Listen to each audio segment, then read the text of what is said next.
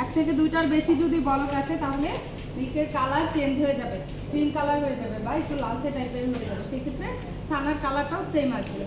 তো 1 থেকে 2টা ভালো করে 1 থেকে 2টা মানে হাইস্ট ধরেন বলক একবার আসলো, এরপরে চেষ্টা করবেন 3 থেকে 4 মিনিট বা হাইস্ট 5 মিনিটের মধ্যে মিল্কটা চুলা থেকে নামাই দেবেন।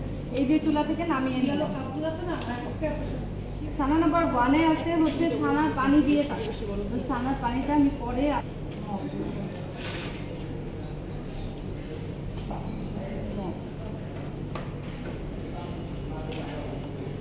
পার কেজিতে আমাদের 3 টেবিল চামচ করে সিরকা লাগবে পার লিটারে। এখন দিব না 3 নিয়েছি, তাহলে কতটুকু যাবে?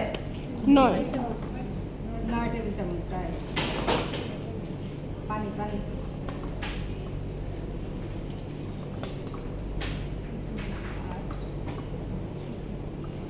পার 3 টেবিল চামচে 1/4 কাপ করে পানি অ্যাড হবে। তাহলে এখানে 9 টেবিল চামচ আছে, তাহলে পানি অ্যাড হবে কতটুকু? 3/4 কাপ, পৌনে 1 কাপ বা 3/4 কাপ।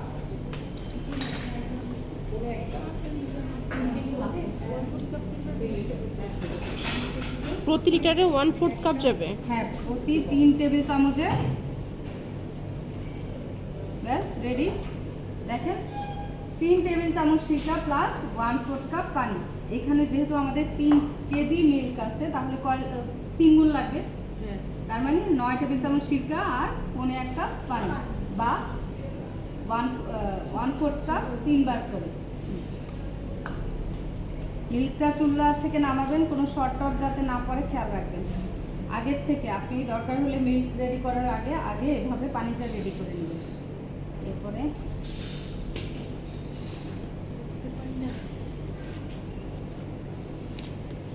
পানিটা ধাপ করে একসাথে দিয়ে দিবেন না, আস্তে আস্তে দিব। আর আমরা একটু হালকা করে নেড়ে দেখব। এমন হতে পারে যে পুরাটা পানি লাগতে পারে, আবার নাও লাগতে পারে।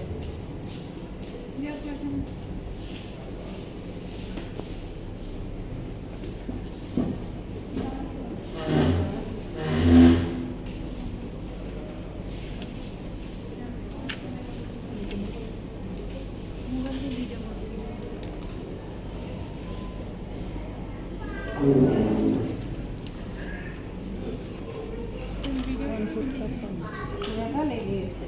যখন দেখেন যে এরকম গ্রিন কালার পানিটা বের হয়ে গেছে, ছানাটা বড় একটা চাকার মতো হয়ে গেছে, যে দেখেন বড় একটা দলার মতো হয়ে গেছে, এরকম হলে স্টপ করে দিবেন।